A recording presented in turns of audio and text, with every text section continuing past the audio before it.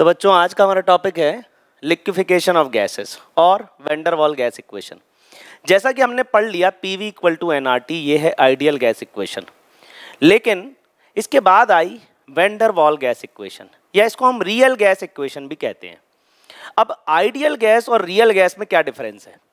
Ideal gas वो gas है जिसको हम कंप्रेस नहीं कर सकते, लिक्विफाई नहीं कर सकते। और आइडियल गैस में ऐसा माना जाता था कि भाई गैसेस के बीच अगर फोर्स ऑफ अट्रैक्शन जीरो है, ऐसा माना जाता था गैसेस के बीच कोई फोर्स ऑफ अट्रैक्शन नहीं है, जीरो है, उस गैस को हम आइडियल गैस कहते हैं। लेकिन अगर गैसेस के बीच फोर्स ऑफ अट्रैक्शन होगा तो गैसेस को प्रेशर लगा के एक पर्टिकुलर टेम्परेचर और वॉल्यूम और एक पर्टिकुलर प्रेशर पर हम उसको लिक्विफाई कर सकते हैं। Van der Waals gas equation के थ्रू ये बताया गया कि किन गैसेस को हम आसानी से लिक्विफाई करेंगे। तो ये जो टॉपिक है पूरा लिक्विफिकेशन ऑफ गैसेस के बारे में। आइडियल गैसेस वो गैसेस हैं जिनको हम लिक्विफाई नहीं कर सकते, और रियल गैसेस वो गैसेस हैं जिनको हम लिक्विफाई कर सकते हैं प्रेशर टेम्परेचर बदलकर। जिस टेम्परेचर पे गैसेस लिक्विफाई होंगी क्रिटिकल टेम्परेचर, जिस प्रेशर पे होंगी क्रिटिकल प्रेशर, और क्रिटिकल टेम्परेचर क्रिटिकल प्रेशर पे जो वॉल्यूम होंगी उसको हम कहेंगे क्रिटिकल वॉल्यूम। अब इसके बाद आता है कंप्रेसिबिलिटी फैक्टर, वैन डर वाल फोर्सेस, ये सब हम इस टॉपिक में पढ़ने वाले हैं। तो अपना टॉपिक है लिक्विफिकेशन ऑफ गैसेस और वैन डर वाल। What is the difference between real gas and ideal gas? देखो आइडियल गैस, आज की डेट में हम हर गैस को कंप्रेस करके लिक्विफाई कर सकते हैं। तो आज की डेट में सारी गैसेस रियल गैसेस है, लेकिन पहले ऐसा नहीं था। गैस गैस थी, लिक्विड लिक्विड था। गैसेस को कंप्रेस करके, मतलब ऐसे इक्विपमेंट या इतना ज़्यादा प्रेशर क्रिएट नहीं कर सकते थे कि गैसेस लिक्विफाई हो जाए।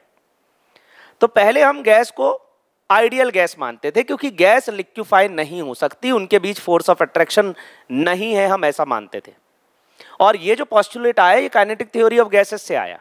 काइनेटिक थ्योरी ऑफ गैसेस का जो पॉस्टुलेट है उसमें ये बोला गया है कि भाई there is no force of attraction between gas molecule. लेकिन आज की डेट में गैस मॉलिक्यूल के बीच फोर्स ऑफ अट्रैक्शन है।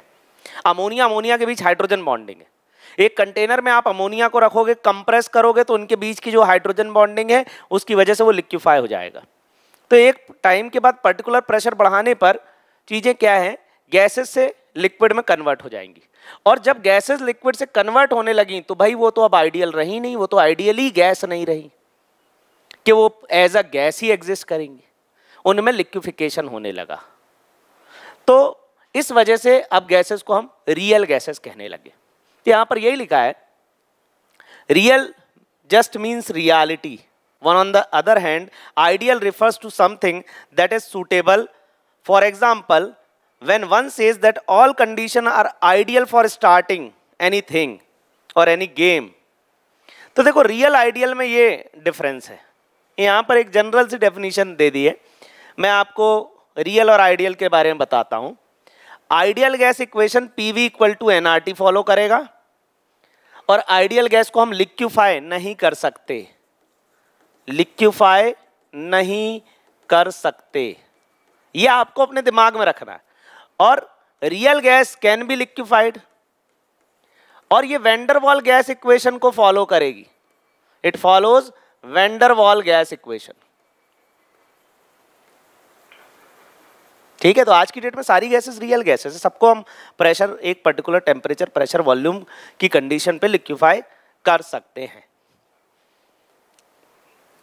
What is when der Waals gas equation? तो देखो जो आइडियल गैस इक्वेशन थी वो PV इक्वल टू nRT थी। अब हुआ क्या, काइनेटिक थ्योरी ऑफ गैसेस का एक पॉस्टुलेट था, गैसेस के बीच कोई फोर्स ऑफ अट्रैक्शन नहीं है, गैस मॉलिक्यूल के बीच कोई फोर्स ऑफ अट्रैक्शन नहीं है। वैन डर वाल ने इसी बात को पकड़ लिया। उन्होंने बोला देखो अमोनिया में हाइड्रोजन बॉन्ड बनता है, there is force of attraction between gas molecule. वो वीक हो सकता है, वीकेस्ट हो सकता है, इसी को हम वैन डर वाल फोर्सेस भी कहते हैं, ये वीकेस्ट टाइप ऑफ फोर्सेस जो होते हैं। तो बोले हाँ वो वीक हो सकता है, लेकिन there is force of attraction between gas molecule, और इस फोर्स ऑफ अट्रैक्शन की वजह से ये जो प्रेशर है ये बढ़ेगा। सेकेंड पॉइंट, पहले ऐसा माना गया KTG में, जैसे आप जिस रूम में बैठे हो, इस रूम में जो गैसेस है उसकी एक पर्टिकुलर वॉल्यूम होगी। अगर उन सारी गैसेस को कंप्रेस करके मैं लिक्विड बना दूं तो वो जो वॉल्यूम होगा वो बहुत कम होगा, और रूम का वॉल्यूम बहुत ज़्यादा होगा। तो पहले ऐसा माना गया कि भाई जो गैस मॉलिक्यूल हैं, एक्चुअल मॉलिक्यूल जो हैं, उनकी जो वॉल्यूम है वो कंटेनर की वॉल्यूम के कंपैरिजन में नेग्लिजिबल है, ऐसा माना गया। लेकिन वैन डर वाल ने उसे नेग्लिजिबल नहीं माना। तो वैन डर वाल ने दो करेक्शन किए। पहला, उन्होंने बोला नहीं, गैस मॉलिक्यूल के बीच फोर्स ऑफ अट्रैक्शन है, जिससे उन्होंने प्रेशर में करेक्शन किया और वहां से वैन डर वाल कांस्टेंट आया स्मॉल ए। फिर उन्होंने बोला नहीं, कंटेनर में जो वॉल्यूम है, जो गैसेस है ना, उनके गैस मॉलिक्यूल की वॉल्यूम को नेग्लिजिबल नहीं मान सकते, तो उन्होंने वॉल्यूम में करेक्शन किया। तो दो करेक्शन किए उन्होंने, प्रेशर और वॉल्यूम में। तो this is correction in pressure, correction in pressure. तो प्रेशर बढ़ रहा है, क्यों? क्योंकि गैस मॉलिक्यूल एक दूसरे को अट्रैक्ट कर रहे हैं, उनमें फोर्स ऑफ अट्रैक्शन है। और V माइनस एन वी, ये वॉल्यूम में करेक्शन है। N यहां पर मोल है, R गैस कांस्टेंट है, T टेम्परेचर है। N मोल है, V वॉल्यूम है, R गैस कांस्टेंट है, A and B are van der Waals gas constant, A and B are van der Waals gas constant. अब A जो van der Waals gas constant है, ये बता रहा है कि गैसेस के बीच एक फोर्स ऑफ अट्रैक्शन है। तो गैसेस के बीच जो फोर्स ऑफ अट्रैक्शन है वो van der Waals constant A represent कर रहा है, और B is volume of one molecule of gas. एक मॉलिक्यूल के जो गैस का वॉल्यूम है वो है स्मॉल b। ठीक है, अब आगे बढ़ते हैं। तो ये है van der Waals gas equation. तो ये प्रेशर में correction P plus a n square by v square, और V होता है V minus n b. Correction in pressure, correction in volume. What is the significance of van der Waals constant A and B? जो van der Waals constant है small ए और small b, इनका क्या significance है? जैसा कि मैंने अभी बताया, जब प्रेशर में करेक्शन हुआ, क्यों करेक्शन हुआ? भाई गैस मॉलिक्यूल के बीच एक फोर्स ऑफ अट्रैक्शन है। अगर मैं कहूं अमोनिया और दूसरी अमोनिया गैस, तो इन दोनों के बीच क्या है? हाइड्रोजन बॉन्डिंग है। ये एक मॉलिक्यूल है, दूसरा मॉलिक्यूल है, इनके बीच है तो फोर्स ऑफ अट्रैक्शन। अगर आप इनको कंप्रेस करोगे, टेम्परेचर थोड़ा सा लो कर दोगे, टेम्परेचर लो करने का मतलब है भाई काइनेटिक एनर्जी गैस मॉलिक्यूल की कम हो जाए, कम हो जाएगी तो वो कंडेंस होकर आसानी से लिक्विड में कन्वर्ट हो सकते हैं। तो भाई ऐसे केस में गैसेस लिक्विफाई की जा सकती हैं।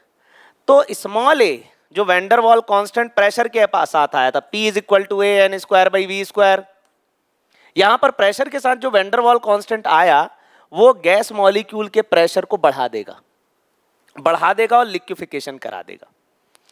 तो द कांस्टेंट A, ये constant A provides the correction of intermolecular forces. Gas molecule के बीच इंटरमॉलिक्यूलर फोर्सेस हैं और प्रेशर लगा के गैस मॉलिक्यूल को लिक्विफाई किया जा सकता है। तो पहला करेक्शन प्रेशर में, और जहां से वैन डर वाल कांस्टेंट आया A, और A रिप्रेजेंट करता है गैसेस के बीच लगने वाले इंटरमॉलिक्यूलर फोर्स ऑफ अट्रैक्शन को, ये उसको रिप्रेजेंट करता है। अब B, अब ये जो B है वो वॉल्यूम को रिप्रेजेंट करेगा कि हाँ जो कंटेनर है उसके अंदर जो गैस है, उन गैस मॉलिक्यूल की एक्चुअल वॉल्यूम क्या है, दैट इज B। तो B provides the volume occupied by gas particle. तो यहां पर दो करेक्शन करे, correction in pressure, correction in volume. लेकिन आज भी हम न्यूमेरिकल किससे करते हैं? PV इक्वल टू NRT से। सारे न्यूमेरिकल जितने भी NCERT में हैं वो PV इक्वल टू NRT पर बेस्ड है।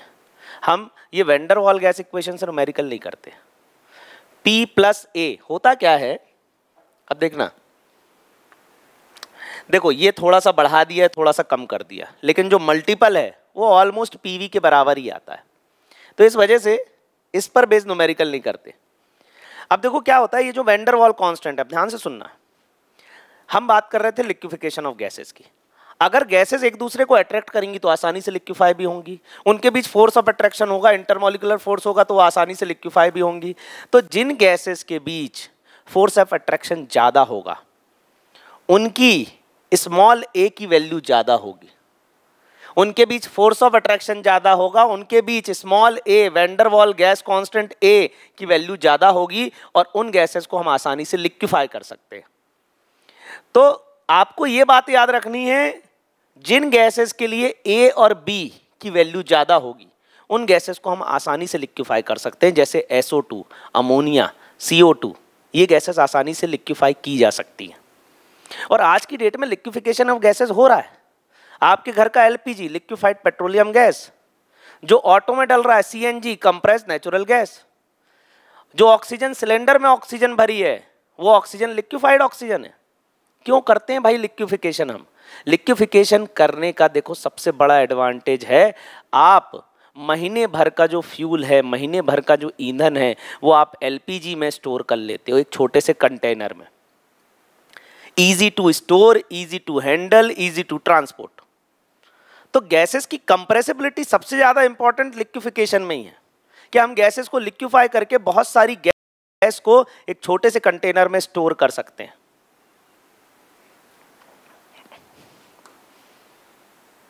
Wander Waals constant a and b are related with, ये आपको आंसर करना है। आप कमेंट बॉक्स में अपना आंसर बताइए।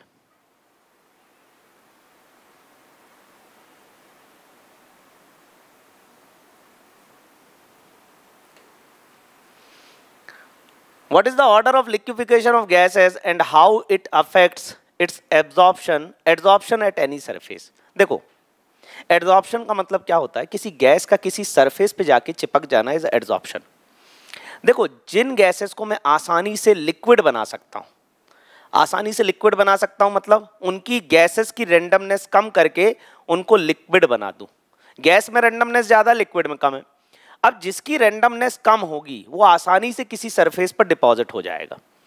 तो वैसे ही जिन गैसेस को हम आसानी से लिक्विफाई कर सकते हैं, हम उनको आसानी से किसी सरफेस पे डिपॉजिट भी कर सकते हैं।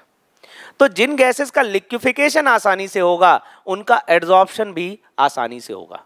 और इसका एक पर्टिकुलर सीक्वेंस है, वो सीक्वेंस आप याद कर लो कि हाँ, सबसे आसानी से जो लिक्विफाई की जाने वाली गैस है वो है SO2, फिर उसके बाद ammonia, HCl, CO2, O2, N2, helium, hydrogen. तो ये order of liquefaction of gas है, order of liquefaction of gas. अब इनमें से अगर मैं बात करूं, इन चारों में सबसे ज्यादा वैंडर वाल कांस्टेंट ए और बी की वैल्यू सबसे ज्यादा किसकी होगी? तो जो गैस आसानी से लिक्विफाई हो जाएंगी उनकी ए और बी की वैल्यू ज्यादा होगी, उनकी वैंडर वाल गैस कांस्टेंट की वैल्यू ज्यादा होगी।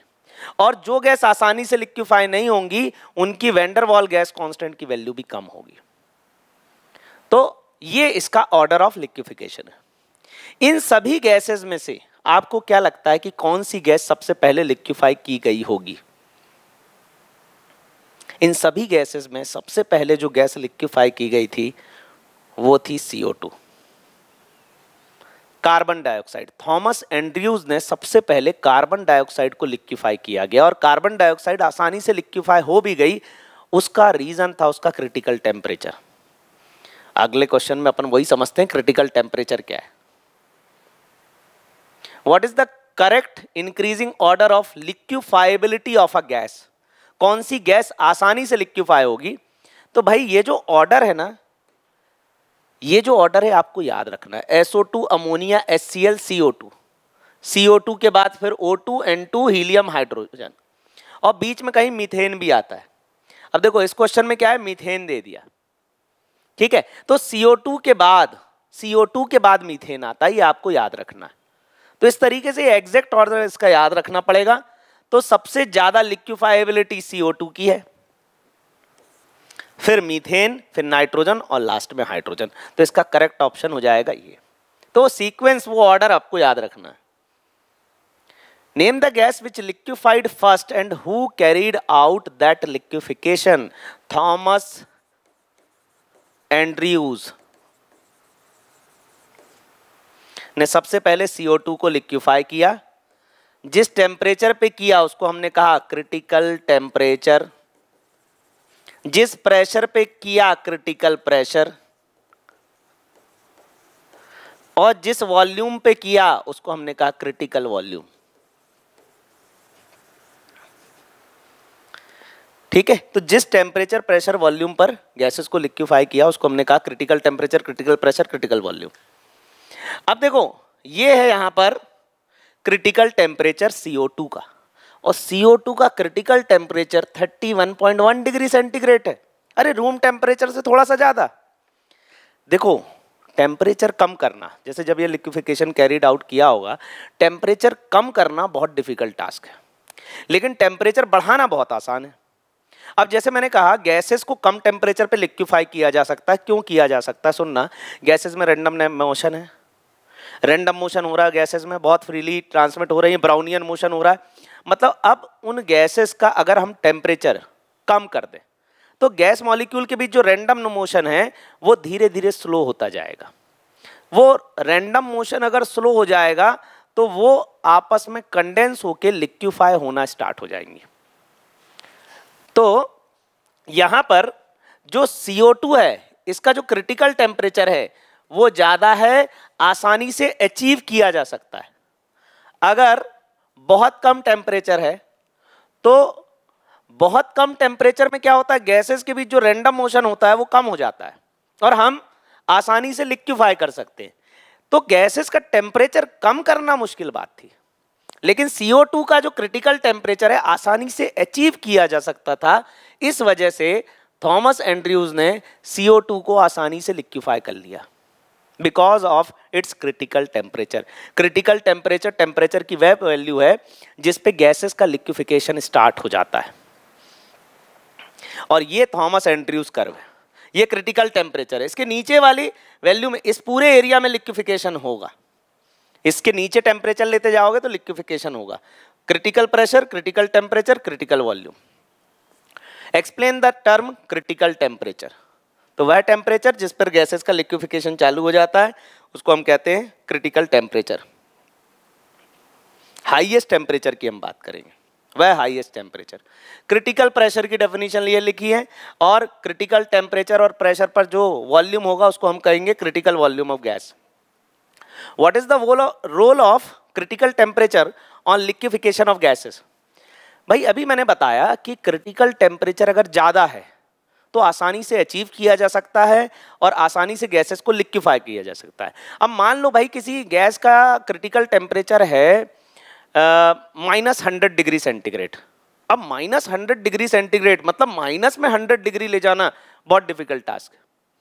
तो -100 डिग्री टेम्परेचर, तो इस वजह से क्या है, क्रिटिकल टेम्परेचर बहुत डिसाइडिंग फैक्टर है कि कौन सी गैस आसानी से लिक्विफाई होगी। तो यहां पर देखो ये अलग अलग गैसेस के क्रिटिकल टेम्परेचर दिए हुए। तो यहां पर CO2 का क्रिटिकल टेम्परेचर ज्यादा है, वाटर का ज्यादा है, अमोनिया का ज्यादा है। मतलब अमोनिया को भी आप आसानी से लिक्विफाई कर सकते हो। जिन गैसेस के क्रिटिकल टेम्परेचर ज्यादा है आप उनको आसानी से लिक्विफाई कर सकते हो, सब केल्विन में। अब देखो हीलियम का क्रिटिकल टेम्परेचर केल्विन में 5.3 है, मतलब -268 kelvin degree centigrade, -268 degree centigrade, बहुत बहुत कम है। तो इसको लिक्विफाई करना ऑलमोस्ट इम्पॉसिबल है, हीलियम, हाइड्रोजन। ठीक है,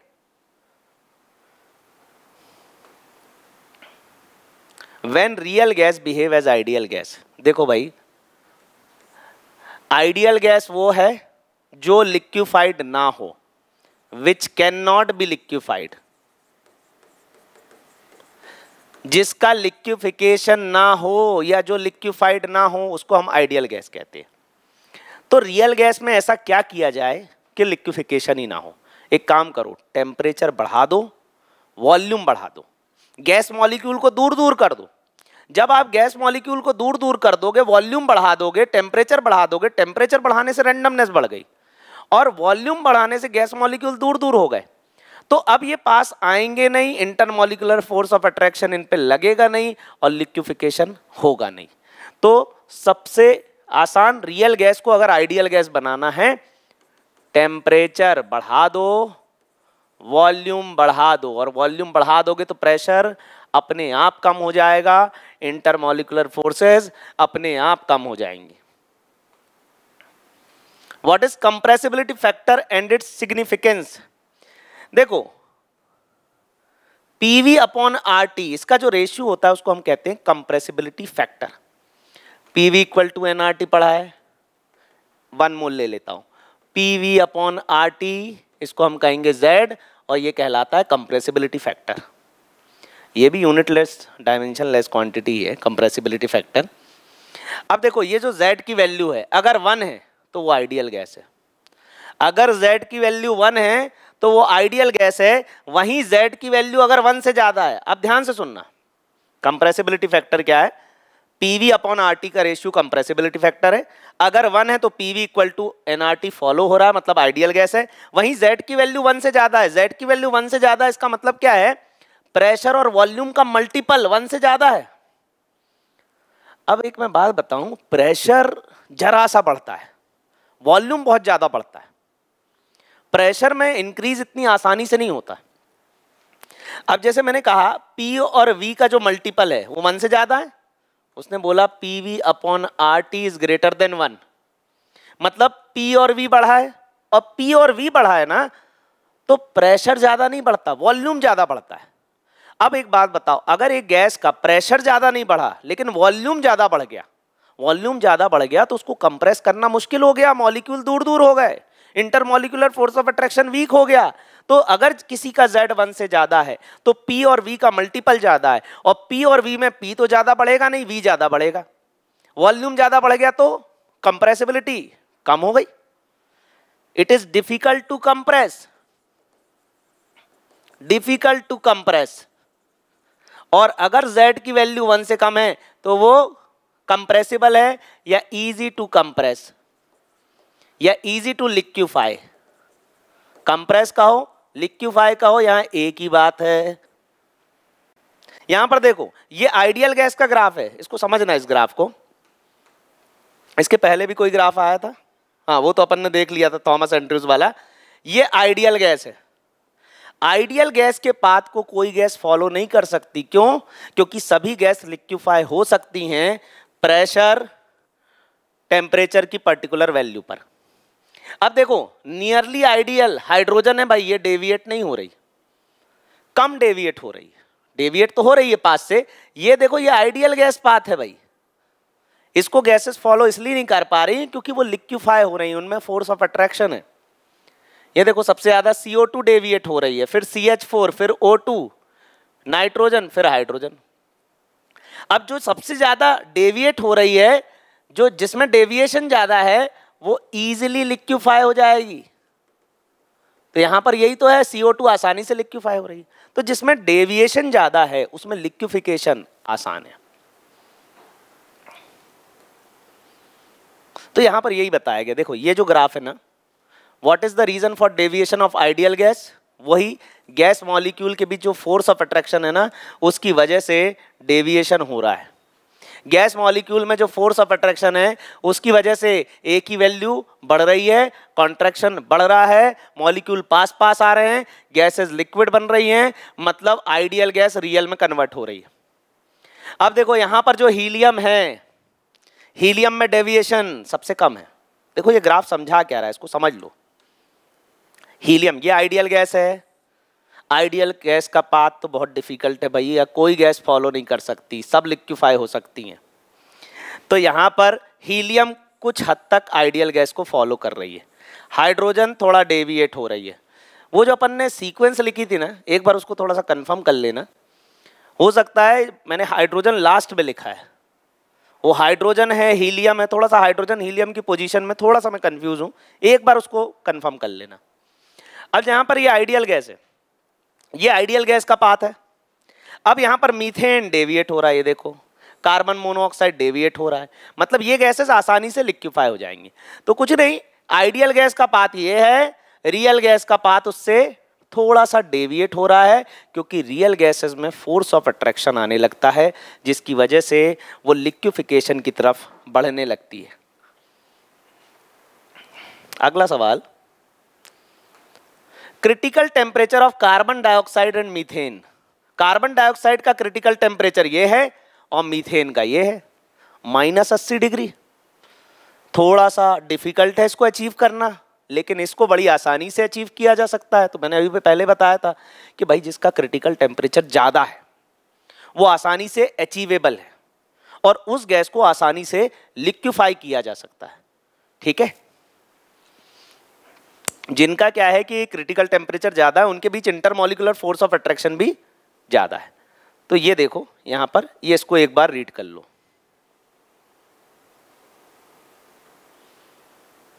explain the physical significance of van der Waals parameters. और फिजिकल सिग्निफिकेंस मैंने बता दिया, दो वैन डर वाल पैरामीटर्स हैं ए एंड बी, दोनों की यूनिट और डायमेंशन भी इंपॉर्टेंट है, फिजिक्स में भी पूछ सकता है, केमिस्ट्री में भी पूछ सकता है। Van der Waals constant a and B, और इनका सिग्निफिकेंस यही है कि ये जो ए है ये गैस मॉलिक्यूल के बीच फोर्स ऑफ अट्रैक्शन को बताता है, और बी जो है वो गैस मॉलिक्यूल की वॉल्यूम के बारे में बताता है।